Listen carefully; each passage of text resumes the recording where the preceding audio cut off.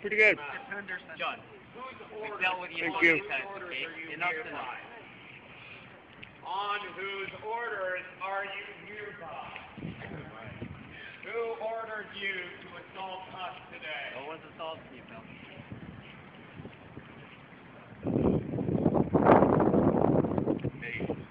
Now, can we have a little respect? Yes. I don't love the camera. All right. Like, I don't All right. mind a little No bit. problem. You want my name, everything. I'll totally cooperate. No but problem. I don't want it on me. I've got a family and stuff. So All right. Not a problem. respect that. Not a problem. Fair is fair, right, guys? I'm freezing, so you might be soon. So what is the story? We've already explained it. Your boys can talk. Listen to these folks that we dealt with. Okay. Hey, Do you have any property here? Do you have? no, I don't. The man that retained our legal counsel is on the way down to talk to you too. So.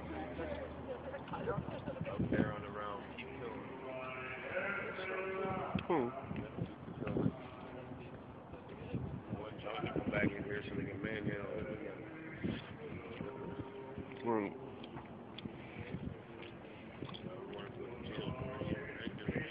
Yeah. Jail time. I owe you 20, right? Yes, you do. As long as I have you on film, they cannot see nothing about them being on film. No, they can't. Well, I don't mind camera. I hope these guys can hear. So what is the story that these police officers are here? OMI came by again. Apparently they're saying there were structures up. We told them that there wasn't. They pointed at the hubs. I told them it was a trailer. It was a storage facility. But what messed it up was stuff that Harmony were laying down in theirs. So they couldn't say that. Now they know they're laying down in them. So that kind of, like, I was not laying down. I was Right. ready to put stuff in my hub, right? You know what I mean? Because during the day I don't mind if it's a storage compartment. Mm-hmm. I hooked it up to my bike. It's a trailer. I'm not sleeping in it. You can't reach it. All right. Stuff, and there was 4 people in Harmonies and stuff in tent, so that kind of eliminated some stuff, you know what I mean? Mm-hmm. So, you know, I don't know. It's just fucking crazy, that's me. I think I should go over there and get John Erb's story, because he's with the police officers. I like weird demonstrations. Homeless people, they hang out here forever. They have been for years. But suddenly, what about us? Suddenly, these 2 people haven't been sent by anyone. You can't tell me the commanding officer sent you 2 here to push us out. You just decided. Oh, yeah, you're right. You're not debating. That's the problem, because you don't need to answer. But you haven't spoken to me. You do. Oh, you do. You need to speak to me before you go any further.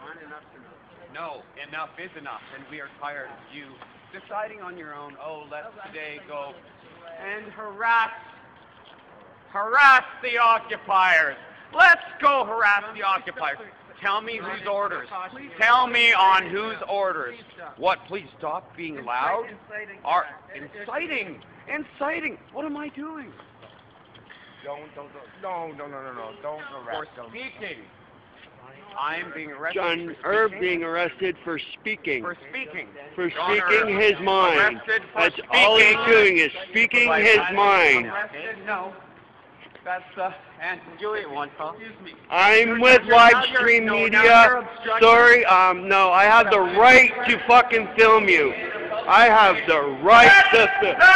That is not yours, drop it. That is not yours, drop it. That is not yours, drop it. It doesn't matter. He's telling you to put it down. He's telling you to put it down. You're under arrest. Fuck you, I am.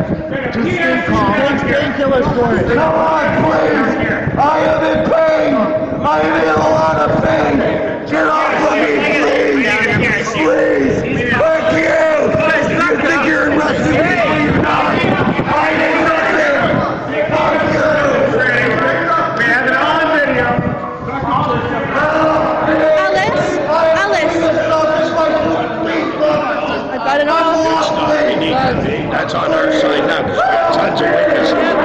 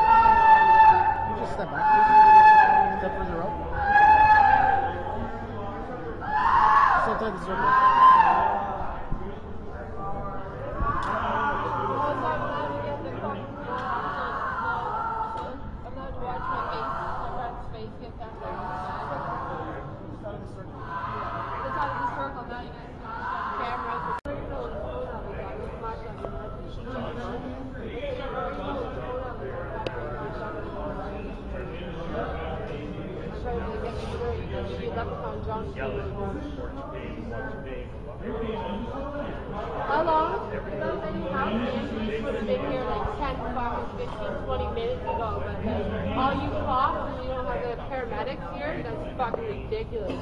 My friend's eye was popped out here before she even hit the ground. You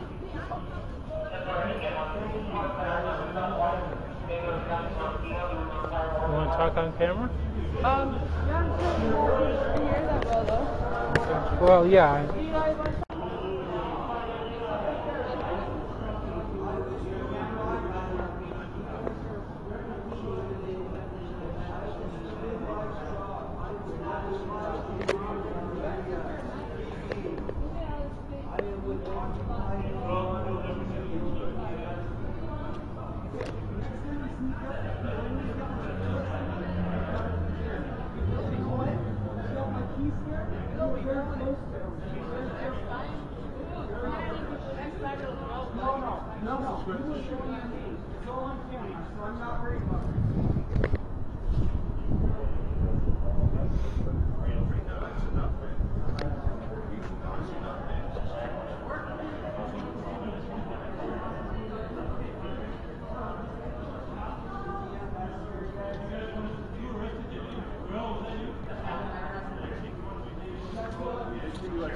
everybody's now a filmmaker.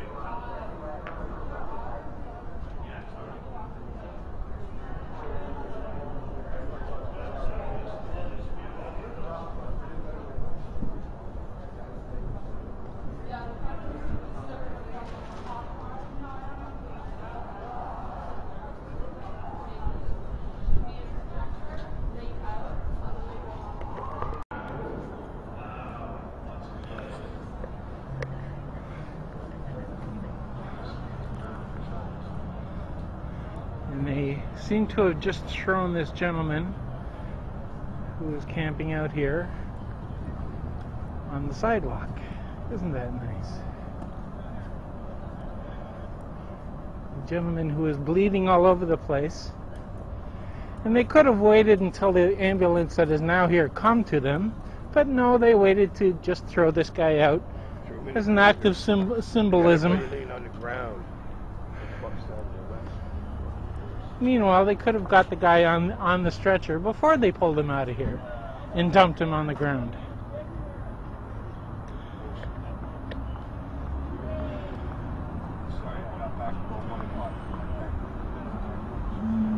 God, if I wasn't militant before, I'm ready to be now.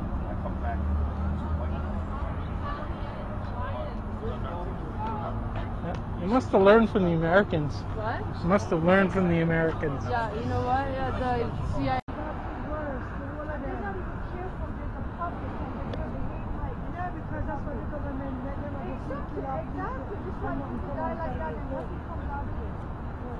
Yeah, and the other guy is in handcuffs.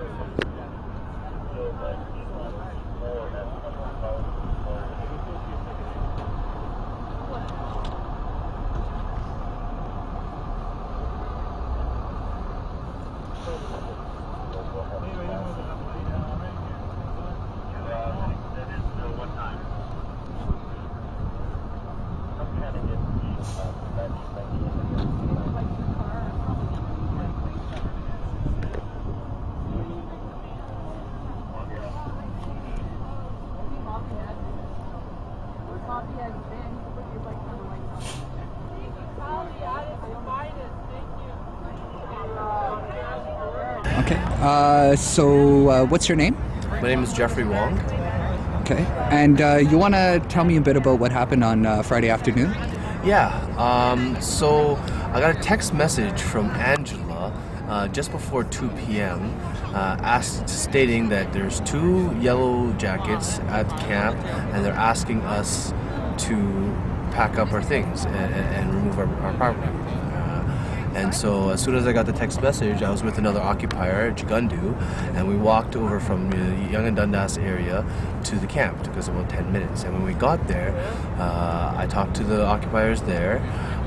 One occupier had already packed up all his things, and as I was arriving, pretty much left. Another occupier had already talked to the police, right? Everything was calm and cool, and he had already packed up all his things into this pod and was prepared to, remove a lot of the property. And so when I got there, I spoken to the police. The police asked us, do you have property here? I said yes. Chigundu asked Chigundu. He said no. And I told them, basically, I was like, okay, I'm complying. I'm going to start packing up my things. I didn't start packing. I was still actually doing police liaison with Chigundu, talking to the police officers, trying to make sure, everything's okay, explaining to them that basically at the time that they came, which was around 2 p.m., not everybody that lives there was actually there at that time. Actually, we were slowly getting into contact with everybody. I had just shown up. There was only like 3 people at the time: Angela, Kevin, and another occupier, Haas as well, was there at that time. Haas left even before that, and so slowly more and more people started coming by. They got all the message that the police were there, and they were informed of what was going on. And at the time, about 5 minutes after I had arrived, more occupiers were coming from the Nathan Phillips Square area. A big group of people, supporters and such, were there to show their support. John Erb being one of them. He does not actually live at Osgood, but is part of, in part, a member of Occupy. And he was very vocally opposed to what was going on. He feels that, and most of us do, that we have a right to be there. Not only that there's underlying issues that have to be dealt with in regards to property, land ownership, and in general poverty as a whole. So he was protesting the police's involvement there, the police's actually presence there. And it was very odd because they had 2 bike cops there, and that was it. They said 2 bike cops, and the 2 bike cops had a copy of this, which they handed to me, a copy, once again, of the same eviction notice that we had received earlier. Sorry, this is not it. Sorry. Just give me a second. Yeah, a copy of this eviction notice, right? And so basically, they repeated some of the similar information that had been given to us before. That, well, basically new information. Can we see that? Yeah, absolutely. Here you go. There's a copy of the notice, right, that they gave us again. It's actually almost similar word for word to the same notice that they gave us in January on the 20th. 3 days after we had occupied in January. And actually, originally, on the 27th, they gave us a copy of this thing that was still dated for January. Basically, they did not actually even change the date. They did 3 days ago to the correct date, but basically everything else is the same.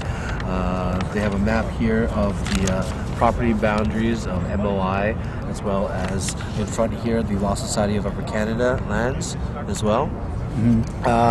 Yeah, and basically, when they initially contacted us, the MOI representatives were there, along with like 6 or 7 other uniformed officers.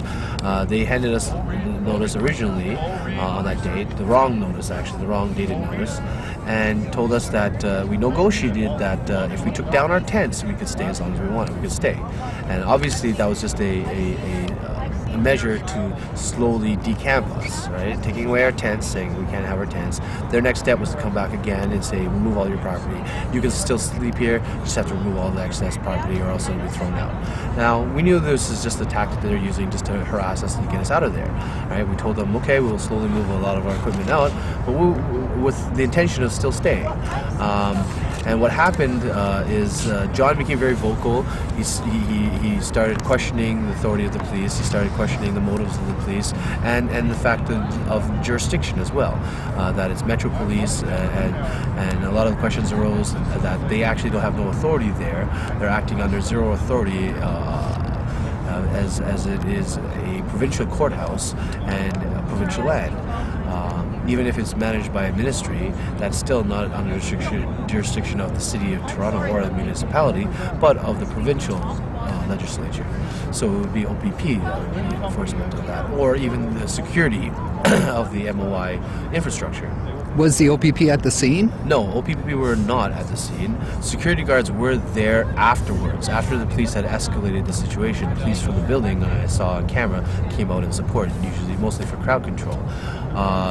Were they parking enforcement, or are these the blue line, the guys with the... well, the two were bike cops, the Officer Ong and Officer Henderson were But there were more standing like behind where the action blocking the cameras, like were they the guys with the blue... So they're the building security. I assume they were building security. Okay, because it kind of looked like parking enforcement. Yeah. Well, that building security kind of does, the uniforms are very similar to that. Okay. I'm assuming they were security for that building.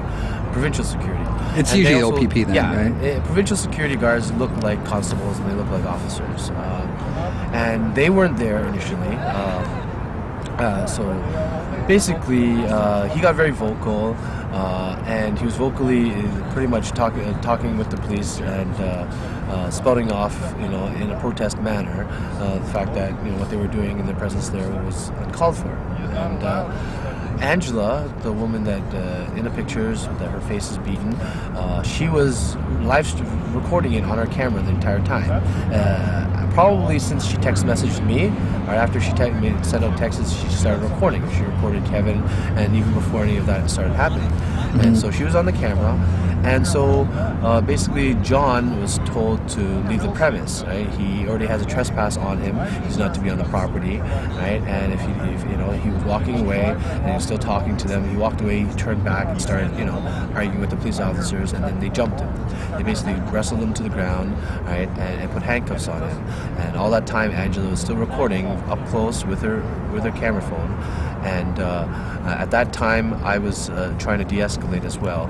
I saw John Erb get brought down to the ground forcefully and handcuffed. And as he was handcuffed and being handcuffed on the ground and being subdued on the ground, Angela was up close and recording, and the police told her to stop recording, told her to get back, stop recording, and Angela said, no, I have every right to record this. She may have dropped an F-bomb or whatever. She said, like, fuck that, I know my rights, I'm recording this. And as soon as she said refused to stop recording, the police officer leapt at her and tackled her to the ground and began arresting her, and also was very violent in that. Now the problem was that they. What can you describe like how the officers took Angela down? Well, basically leapt at her, tackled her down to the ground onto her back, and wrestled her around. Basically made sure that she was on the ground first and subdued on the ground. And it took more than one officer to do that. And then as one officer struggled to subdue her, he actually used violence, punched her quite a bit in the face, was very aggressive. At that point, other members of Occupy were closer to see it. I was actually further back, standing back, trying to observe and also trying to de-escalate others, trying to not incite others into also joining in and trying to stop the police from doing what they're doing. Basically trying to calm down the situation. I stayed there and tried to talk Angela into calming down. She was crying and she was actually visibly hurt at the time.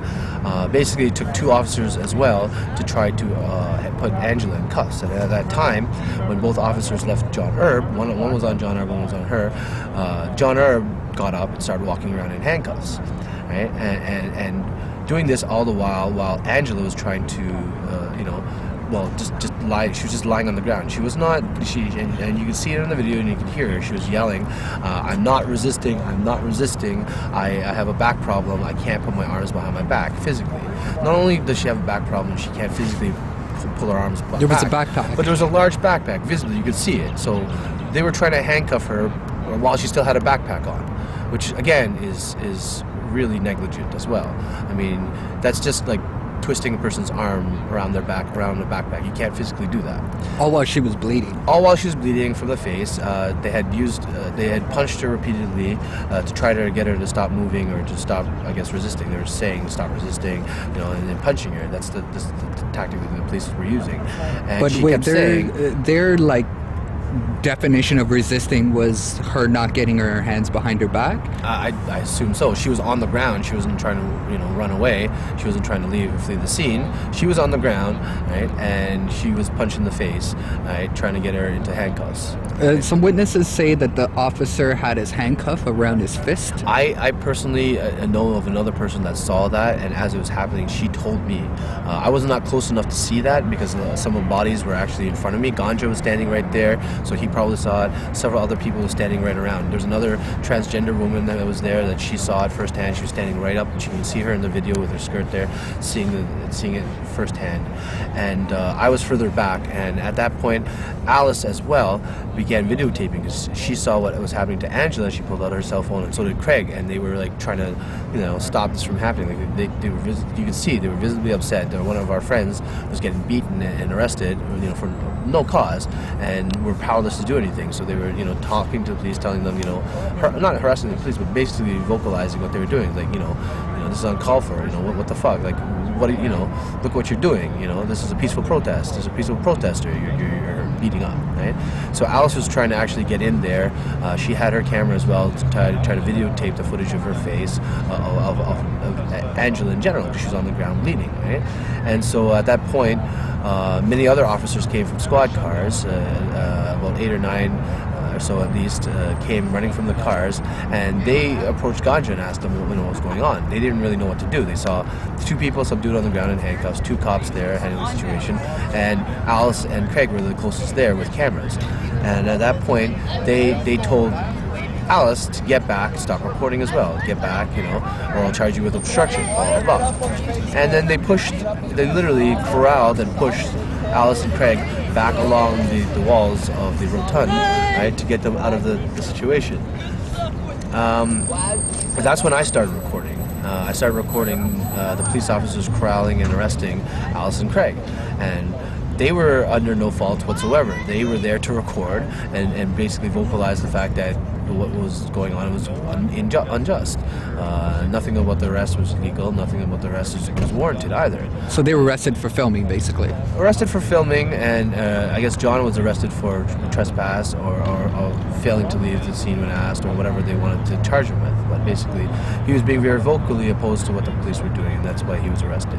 He was talking to police loudly, right, and expressing his views about the fact that they don't have jurisdiction, that what they're doing is illegal and what they're doing is not right.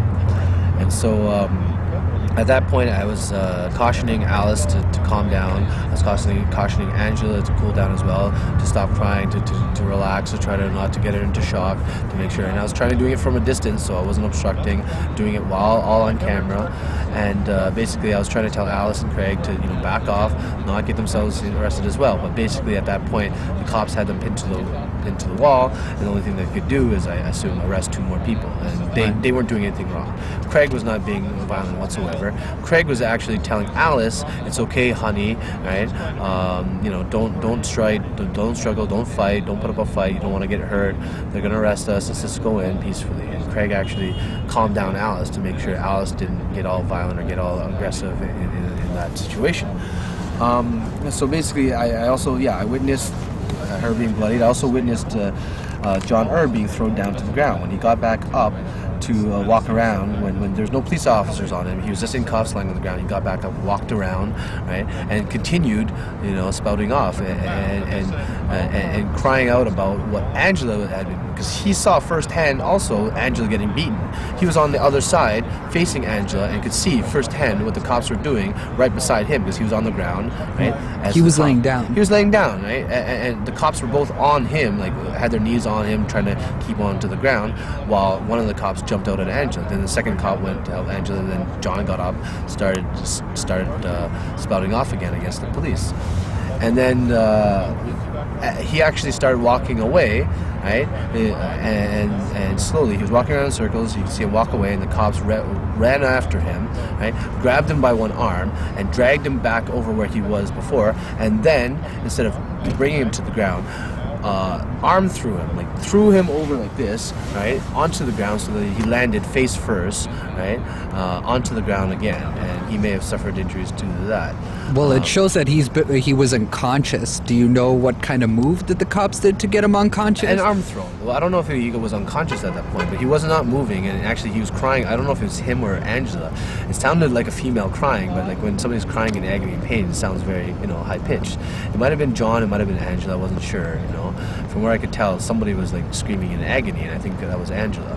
I didn't hear too much of screamings from John, but I saw that physically he got arm thrown to the ground, right, while he was in cuffs, right, and he wasn't running away, he wasn't trying to flee, he was walking around the scene, like he's walking around in circles, handcuffed, walking around in circles, still, like screaming out, not screaming out, but like chastising the police, right? Especially for now that it's escalated into Angela being bloodied in the face, he was even more riled up. And like pretty much like, look at what you're doing to her, stop this, and then John was further mistreated. I mean, they would not allow the ambulances to bring the stretchers and the gurneys over to the scene. Instead, the police officers lifted up John by the arms and by the legs, and carried him. Right? Yeah, carried him over from the rotund to the sidewalk, and then instead of setting him down, letting go and just dropping him on his face. Right? Have you seen the YouTube video where he's unconscious, like on the side of University? Yeah. And like do you think that they propped him up on the police car to make it seem like he wasn't just laying on the ground? Did you notice that in the video? I actually was too far away from that to see him do that, but when I went over there, I saw what I could see was him. It looked like he was unconscious on the sidewalk, and it looked like he was getting not restricted from medical care, but delayed in medical care, as well as Angela. Like, I mean, they didn't need to drag them over to the sidewalk where the ambulance was. The ambulance could have fully came to the scene and helped them from the scene, but instead they decided to drag them or carry them over to the sidewalk and drop them down over there. I mean, that was uncalled for too. I mean, they had no authority and no right to drag them over nearer to the police cars. And do you want to add that also that there are 4 hospitals like less than a couple of city blocks? Yeah, there are 4 hospitals within walking distance of that area, and so that was uncalled for as well. I mean, the ambulance could have been allowed to do their job and bring a gurney to the scene and place them on there into their care, but no, police continued to keep them in their custody, right, and delay their medical treatment, medical care, and obviously they needed it. You can see Angela's face was beaten and bruised and bloodied, and how does that not warrant the need for immediate medical attention? And so I continued recording all the way up until they were put into, actually Alice and Craig, who were very peaceful and very cooperative, were put into the police cars first and taken away even before John or Angela were able to reach medical attention and get into an ambulance. Like, that's how ridiculous it was. Like, 2 people that were peaceful, that were being arrested and not even putting up a fight, put into police cars and taken away before the people that were beaten, right, and physically hurt got medical attention. Right? And so that's a bit of a slap in the face to the police's priorities in dealing with anybody. I mean, shouldn't people be afforded medical care first before being put into custody? I mean, that should be a priority, right? So, so after that, following that, the next day, there were protests, direct action protests against the police brutality. We also went and visited them in court as well, made sure that we had occupiers at the hospital and found out where they were. Angela was released the next day with conditions. John Erb is still in custody, and Craig was released, was it yesterday, Monday? Because he didn't have a surety. Well, he didn't have a surety, so his process was delayed till Monday from Saturday. Alice was released on Monday as well, but they have been released with conditions. Alice and Craig have non-association bail conditions where they're not allowed to talk to John Erb or Angela. Angela, as well, is not allowed to talk to John Erb. And John Erb is non-association with Angela, Craig, and Alice, I think, as well. There's a ban put in place. Angela's not to return to Osgood Hall, 25 meters. Alice, 25 meters, and I think Craig, 200 meters. As well, Craig is put on anger management. I don't see why Craig didn't yell off once, did not lift a finger in anger once, but somehow the court finds that he's violent or that he needs to go anger management therapy before, as part of his bail conditions. You think it was to coincide with the charges of resisting a peace officer? Do you think that's why they put in all the anger management? Yeah, but I mean, if you look at any of the videotapes, they did not move an inch after the police had corralled them. They stood up against the wall, right? Stayed there, did not move an inch as the police frisked them, checked all their pockets, put them in cuffs, and read them their rights and took them off. They did not struggle one bit. They didn't need to be taken to the ground. So the fact that they have charges of resist arrest is bogus. Craig and Alice, at least. As for Angela was on the ground, so I don't see how she could be really resisting arrest. I mean, she had a backpack on her back. How the hell is she supposed to be handcuffed around her back when she has a giant backpack on? They didn't remove the backpack. They didn't actually properly secure her. I think they did a lot of things, a lot of actions hastily, instead of actually talking to occupiers. And I mean, me and Gigandu were talking to the police officers as soon as we arrived, and everything was stable, everything was fine. There was no escalation whatsoever. I mean, I think it could have been managed by me personally a little bit better. Hopefully, if I could have de-escalated, or if I could have calmed down. And at the time, Gigandu was working towards that. Gigandu was talking to John Herb, trying to get him to stop, calm him down, to stop, chanting and whatnot. And I was actually talking to the police as well, until they, ran over and took him to the ground. They pretty much I guess it seemed like they just were fed up. They had, reached a little point where they didn't want to hear from him anymore. And they weren't wanting to listen. They weren't wanting to talk. They had made a decision. It's unfortunate. So subsequently, we had a protest at 52 Division on the Saturday night, whereby we had blockaded Dundas in front of 52 Division for over 9 hours. By 3 a.m., the police finally decided to stop negotiating and to corral us off the street. They lined up about 20 police officers on the north side of sidewalk of Dundas Street. Basically walked in a straight line across the street and made sure that we were off the sidewalk and off the streets and into the sidewalk. We had seen them forming this formation and decided to remove the pods and remove the blockade when we saw that they were going to confront us with physical action. 2 members of Occupy or that demonstration were arrested at that point. Their names are off the tip of my tongue right now. I'm not sure. I think one of them they have been released. The other one, I'm not sure. They were in court, I think, for Saturday as well, but I haven't heard any news about their situation. Okay. Yeah.